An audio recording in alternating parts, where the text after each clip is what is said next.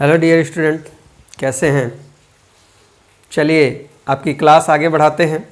और इस समय हम छंद पे चर्चा कर रहे हैं और छंद पर हमने कुछ छोटी छोटी बातों के विषय में सीखा कि वो किस तरीके से छंद को जाना जाए। अभी पिछली क्लास में हमने छंद के प्रकार पर चर्चा की थी, छंद के प्रकार कितने होते हैं उस पर बात की थी। और मैंने उस समय बताया था आपको कि हम जो पढ़ेंगे वो मात्रिक छंद पढ़ेंगे, क्योंकि प्रश्न सबसे ज़्यादा वहीं से बनते हैं आपके। तो आज की बात करते हैं हम किस पर? मात्रिक छंद पर। कौन सा छंद? मात्रिक छंद। मात्रिक छंद। और मात्रिक छंद के विषय में पीछे की क्लास में बताया जा चुका है। मात्रिक छंद वह छंद जिनकी रचना मात्राओं को आधार बनाकर की जाती है, मात्रिक छंद कहलाते हैं। ठीक है, अब बात आती है कि मात्रिक छंद होते कितने प्रकार के हैं। तो मात्रिक छंद कितने प्रकार के होते हैं ये जाना जाए। महत्वपूर्ण क्वेश्चन है। मात्रिक छंद कितने प्रकार के? 3 प्रकार के। कौन कौन से हैं? वो कौन कौन से तीनों प्रकार हैं वो देखा जाए तो इसमें पहला है सममात्रिक छंद। पहला छंद है सममात्रिक छंद। सममात्रिक छंद। दूसरे की बात करें तो दूसरा है अर्धसम। अर्धसम मात्रिक छंद। अर्धसम मात्रिक छंद। और इसमें तीसरे की बात करें तो तीसरा है विषम मात्रिक छंद। विषम मात्रिक छंद। विषम मात्रिक छंद यानी कि सममात्रिक छंद, अर्धसम मात्रिक छंद और विषम मात्रिक छंद। अब देखिए नाम से पता चल रहा है सममात्रिक। सम का मतलब समान, मात्रिक मतलब मात्राएं, यानी जिसमें मात्राओं की संख्या क्या हो? समान हो। यानी वह छंद जिसके प्रत्येक चरण में मात्राओं की संख्या समान हो तो क्या होगा? सममात्रिक छंद हो जाएगा। अर्धसम मात्रिक छंद की बात करें तो अर्धसम मतलब आधे में समान। सीधा सीधा दिखाई पड़ा है कि नाम से पता चल रहा है अर्ध। अर्ध का मतलब आधा, यानी आधे में मात्राओं की संख्या एक समान होगी, आधे में मात्राओं की संख्या एक समान होगी तो वो अर्धसम होगा। और विषम मात्रिक छंद। विषम मात्रिक छंद जो है इसका निर्माण 2 छंदों से मिलकर होता है, इसीलिए इसका एक और नाम भी है कि विषम छंद को हम, विषम मात्रिक छंद को हम संयुक्त छंद के नाम से भी जानते हैं। किस नाम से जानते हैं? संयुक्त छंद के नाम से जानते हैं। क्यों संयुक्त छंद के नाम से जानते हैं? क्योंकि इनकी रचना जो है वह 2 छंदों से मिलकर होती है। 2 छंदों से मिलकर ये बनते हैं, इसीलिए इन्हें हम क्या कहते हैं? संयुक्त छंद कहते हैं। अब थोड़ी सी बातों को जान लिया जाए। जैसे ये सममात्रिक छंद है। सममात्रिक छंद है तो सीधी सी बात दिखाई पड़ रही है कि मात्राओं की संख्या क्या होगी? समान होगी। मात्राओं की संख्या समान होगी तो जैसे मान लीजिए ये आपके पास कितने चरण हैं? 4 चरण हैं। पहला, दूसरा, तीसरा और चौथा। तो प्रत्येक चरण में मात्राओं की संख्या समान होगी। जितनी मात्राएं इस पहले चरण में होंगी उतना ही दूसरे चरण में, उतना तीसरे, उतना चौथे। जैसे मान लीजिए पहले में 16 मात्राएं हैं तो दूसरे में भी कितनी होंगी? 16 होंगी। तीसरे में भी कितनी होंगी? 16 होंगी। चौथे में भी कितनी होंगी? 16 होंगी। ठीक है।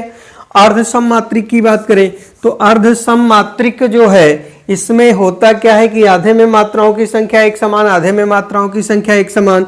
जैसे मान लीजिए ये आपके पास 4 चरण है। ये पहला, दूसरा, तीसरा और चौथा। ये पहला हो गया, ये दूसरा हो गया, ये तीसरा और ये चौथा। ये 4 चरण हो गए आपके। तो इस समय क्या है? अर्धसम। अब हमने इसे क्या किया? आधे से काट कर अलग कर दिया। आधा इधर हो गया, आधा इधर हो गया। तो इसमें आधा जो ये है इसमें मात्राओं की संख्या एक समान होगी। ये आधा जो है इसमें मात्राओं की संख्या एक समान होगी। जैसे हमने कहा कि ये पहला जो है इसमें मात्राओं की संख्या 11 है तो निश्चित तौर पर तीसरे में भी मात्राओं की संख्या क्या हो जाएगी? 11 हो जाएगी। बात बिल्कुल पूरी तरीके से समझ में आनी चाहिए आपको। ठीक है। और दूसरा है अगर इसमें मात्राओं की संख्या 13 है तो चौथे में भी निश्चित तौर पर मात्राओं की संख्या कितनी होगी? 13 होगी। तभी वो क्या होगा? अर्धसम मात्रिक छंद होगा, नहीं तो वो अर्धसम मात्रिक छंद नहीं होगा। क्लियर है? और अगर हम बात करें संयुक्त छंद की तो इसका निर्माण ही 2 छंदों से मिलकर होता है। तो उसमें से जो है अर्धसम मात्रिक छंद और सम मात्रिक छंदों से युक्त होकर इसका निर्माण होता है, इसलिए इसे विषम मात्रिक छंद कहते हैं। तो जब इसमें हम मात्राओं की गणना कर ही लेंगे और इन्हीं से मिलकर इसका निर्माण होता है तो वहां पर मात्राओं की गणना आपको आसानी से हो जाएगी। ठीक है, अब इसे जाना कैसे जाए, महत्वपूर्ण बात यह है कि इसे जाना कैसे जाए कि कौन सा सममात्रिक है, कौन सा अर्ध सममात्रिक है, कौन सा विषम मात्रिक है।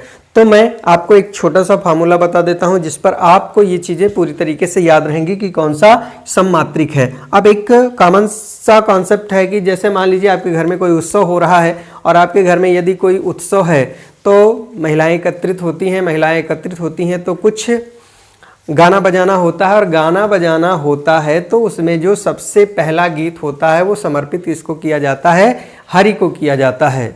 ठीक है, तो मान लीजिए ये आपका सममात्रिक जो है इसे हम इस तरीके से जान लेते हैं कि चारों गीत हरि के नाम, चारों गीत हरि के नाम, चारों गीत हरि के नाम।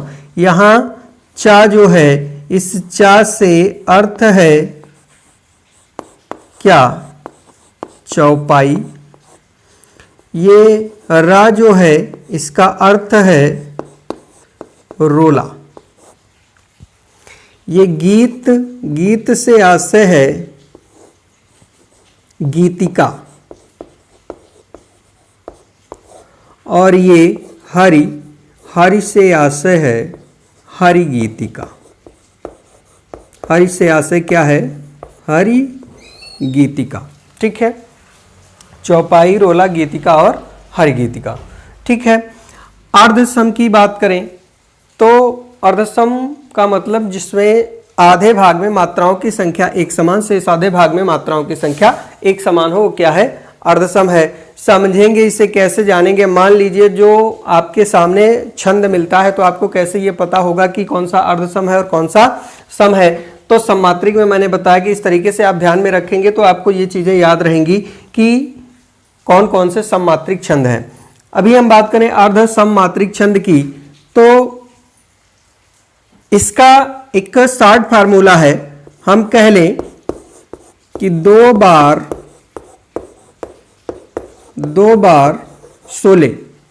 16 आपको कितनी बार देखनी है, 2 बार देखनी है। 2 बार 16, यहां 2 से क्या होगा आशय, 2 से आशय हो जाएगा दोहा, 2 का आशय दोहा, बार का आशय हो जाएगा बरवे, बार का आशय बरवे। 100 से यहां जो आशय होगा वो हो जाएगा सोरठा और ले का आशय हो जाएगा उल्लाला। गाना आप लोगों ने सुना होगा उल्लाला उल्लाला, फिल्म आया गया था विद्या बालन के ऊपर, क्या जबरदस्त तरीके से डांस किया था उन्होंने। तो एक छंद ये है उल्लाला। तो यहाँ 2 से आशय दोहा, बार से आशय बरवे, 100 से सोरठा और ला से उल्लाला। तो ये क्या हो जाएंगे, अर्धसम मात्रिक, यानी इसमें जो है आधे में मात्राओं की संख्या एक समान, आधे में मात्राओं की संख्या एक समान होगी। बात करते हैं विषम मात्रिक छंद की। तो मैंने बताया कि विषम मात्रिक छंद जो है वो सम मात्रिक और अर्ध सम मात्रिक से संयुक्त होकर बनता है। तो जैसे आपने पढ़ा सम मात्रिक छंद, आपने पढ़ा अर्ध सम मात्रिक छंद, पढ़ने के लिए अभी कुछ शेष बचा हुआ है, पढ़ने के लिए अभी कुछ शेष बचा हुआ है, कुछ आपके पास शेष बचा है पढ़ने के लिए। तो यहां कु से आशय जो है वो हो जाएगा कुंडलिया और छ का आशय हो जाएगा छप्पय। क्या हो जाएगा, छप्पय। को से कुंडलिया और छ से छप्पय। ठीक है, कुंडलिया और छप्पय। अब महत्वपूर्ण बात यह है कि कुंडलिया छंद जो है, चूंकि इसे संयुक्त छंद कहते हैं तो इसका निर्माण 2 छंदों से मिलकर होता है। और अगर ये 2 छंदों से मिलकर होता है तो फिर कुंडलिया का निर्माण किस किस छंद से मिलकर होता है।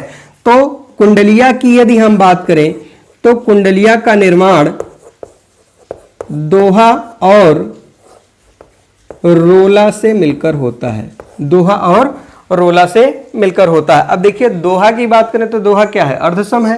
रोला की बात करें तो रोला क्या है, सम है। और इन दोनों से मिलकर विषम मात्रिक छंद का निर्माण हो रहा है, यानी कि इस छंद का, कुंडलिया छंद का, उसमें दोहा और रोला। यदि हम छप्पय की बात करें तो छप्पय का निर्माण होता है रोला और उल्लाला से मिलकर, रोला और उल्लाला से मिलकर किसका निर्माण होता है? छप्पे का। ठीक है, अब अगर हम बात करें रोला, तो देखिए यहां पर रोला आपने कहां पढ़ा है? यहां पढ़ा है किसमें? सममात्रिक छंद में। और उल्लाला आपने कहां पढ़ा है? अर्ध सममात्रिक छंद में। यानी एक सममात्रिक एक अर्ध सममात्रिक, इससे मिलकर निर्माण हो जाता है किसका? विषम मात्रिक छंद का। ठीक है, अब बात ये आती है कि जैसे ये चौपाई है, ये रोला, ये गीतिका, ये हर गीतिका, तो इसमें मात्राओं की संख्या कैसे जानेंगे? अब अगर आपको ये पता है कि चौपाई में मात्राओं की संख्या कितनी होती है? 16 होती है, तो रोला में +8 करेंगे तो कितना हो जाएगा? 24, +2 करेंगे तो कितना हो जाएगा? 26, +2 करेंगे तो कितना हो जाएगा? 28। यानी कि चौपाई में मात्राओं की संख्या 16, रोला में मात्राओं की संख्या 24, गीतिका में मात्राओं की संख्या 26 और हर गीतिका में मात्राओं की संख्या 28 होती है। ठीक है, चौपाई में 16 मात्राएं, 16 में 8 ऐड करेंगे तो रोला हो जाएगा, रोला में 2 जोड़ेंगे तो गीतिका हो जाएगा, गीतिका में 2 जोड़ेंगे तो हर गीतिका हो जाएगा। ठीक है, बात करें हम अर्धसम मात्रिक छंद की। अर्धसम मात्रिक छंद, जैसे मैंने आपको बताया कि आधा एक समान, आधा एक समान, तो जैसे मान लीजिए ये 4 चरण है, ये दोहा हो गया आपका, ये आपका बरवे हो गया, ये आपका सोरठा हो गया और ये उल्लाला हो गया। ठीक है, ऐसे हमने अर्धसम कर दिया, यानी आधे से काट दिया सबको। अर्धसम किया तो आधे से काट दिया। अब बात करें दोहा की, तो ये आपको ध्यान रखना होगा एक कि ये दोहा है, दोहे के पहले चरण में 13 मात्राएं होती हैं और दूसरे में 11 होती हैं। तो यदि पहले में, अब चूंकि अर्धसम है नाम इसका, अर्धसम है, तो यदि पहले में 13 है तो जब आधा काटे हैं तो आधे में एक समान, आधे में एक समान होगा, तो इसका मतलब पहले में 13 है तो तीसरे में भी कितना हो जाएगा? 13 हो जाएगा। और अगर दूसरे में 11 है तो चौथे में भी कितनी मात्राएं हो जाएंगी? 11 मात्राएं हो जाएंगी। ठीक है, तो पहले और तीसरे में 13, दूसरे और चौथे में 11। बात करें बरवे की, बरवे में ध्यान आपको रखना होगा, पहले में कितना है? 12 है, दूसरे में कितना है? 7 है, 12 7 मिला के कितना हो जाता है? 19। ये भी क्वेश्चन पूछा जा चुका है कि 19 मात्राओं का छंद किसे कहते हैं, तो वो छंद कौन सा है? बरवे है, ध्यान रखिएगा। अब ये बात है कि ये अर्धसम मात्रिक है, अर्धसम है तो आधे में एक समान होगा। अगर पहले में 12 है तो तीसरे में भी कितनी मात्राएं हो जाएंगी? 12 मात्राएं हो जाएंगी। और दूसरे में 7 है तो चौथे में भी कितनी हो जाएंगी? 7 मात्राएं हो जाएंगी। क्लियर है ये? बात करें सोरठा की, तो दोहे का ठीक उल्टा छंद होता है सोरठा। कई बार ये प्रश्न पूछा जा चुका है कि दोहे का ठीक उल्टा छंद कौन सा होता है, तो ध्यान रखेंगे सोरठा होता है। इसी क्रम को उलट देना है बस। अगर यहां देखें तो जो हमने 20 से काटा है इसको, अगर इसके बाएं साइड में 13 13, दाहिने साइड में 11 11 है, तो यहां पर सोरठा में क्या कर देना है कि बाएं साइड में 11 11, दाहिने साइड में 13 13, यानी कि इसके पहले तीसरे में 11 11 हो जाएंगी, दूसरे और चौथे में 13 13 मात्राएं हो जाएंगी। ठीक है, और उल्लाला की बात करें तो उल्लाला में पहले चरण में 15 और दूसरे में 13 होती हैं। तो अगर पहले में 15 है तो तीसरे में भी 15 ही होगी, और दूसरे में यदि 13 है तो आपके चौथे में भी 13 मात्रा ही होगी। इस तरीके से आपका ये उल्लाला छंद हो जाएगा। ठीक है, तो यहाँ चौपाई में 16, रोला में 24, गीतिका में 26 और गीतिका में 28 मात्राएं। ये सम मात्रिक है, प्रत्येक चरण में मात्राओं की संख्या समान होगी। अगर हम बात करें अर्धसम की, तो अर्धसम में दोहा में 13 11, बरवे में 12 7, सोरठा में 11 13, उल्लाला में 15 13। ठीक है, तो इस तरीके से आपको ध्यान रखना होगा कि 13 11 और 11 13। अगर दोहा याद है तो सोरठा याद रहेगा आपको, क्योंकि ठीक उल्टा होता है। एक ये छंद ऐसा है जो बिल्कुल अलग है, बरवे छंद, क्योंकि इस तरीके से मात्राओं का क्रम किसी भी छंद में नहीं है। तो ये आपको ध्यान रहेगा कि 12 7, यानी 12 और 7 की यति के साथ 19 मात्राओं का छंद कौन सा है? बरवे है। उसके बाद सोरठा ठीक उल्टा है दोहे का। उल्लाला में आपको ध्यान रखना होगा कि 15 13 की यति के साथ 28 मात्राओं का छंद होता है उल्लाला। और अब बात आती है कुंडलिया की, तो कुंडलिया मिलकर किससे बना है? दोहा और रोला से, यानी कि इसमें पहले दोहा होगा, बाद में क्या होगा, रोला होगा। जब किसी कुंडलिया का निर्माण होगा तो पहले दोहा लिखा जाएगा, उसके बाद क्या लिखा जाएगा, रोला लिखा जाएगा। और छप्पे की यदि हम बात करें तो पहले रोला लिखा जाएगा, उसके बाद उल्लाला लिखा जाएगा। ध्यान ये रहे कि अगर पहले रोला और बाद में दोहा लिख देते हैं तो वो कभी भी कुंडलिया छंद नहीं होगा, और छप्पे यदि पहले उल्लाला लिख देते हैं बाद में रोला लिख देते हैं तो कभी भी छप्पे छंद नहीं होगा। मैटर सब उलट पलट हो जाएगा। तो इतना आपको ध्यान रखना है कि पहले दोहा है, बाद में क्या है, रोला है कुंडलिया में, और पहले रोला बाद में उल्लाला है किसमें, छप्पे में। ठीक है, तो यहां तक की बात आपको क्लियर हुई होगी कि किस तरीके से किस छंद में कितनी मात्राएं होती हैं। अब इसके बाद अगली क्लास हमारी जो होगी वो होगी मात्राओं की गणना कैसे की जाती है, किस तरीके से हम मात्राओं की गणना करते हैं, लेकिन इसकी चर्चा करेंगे अगले क्लास में। आज के लिए बस इतना ही, मिलते हैं अगली क्लास में।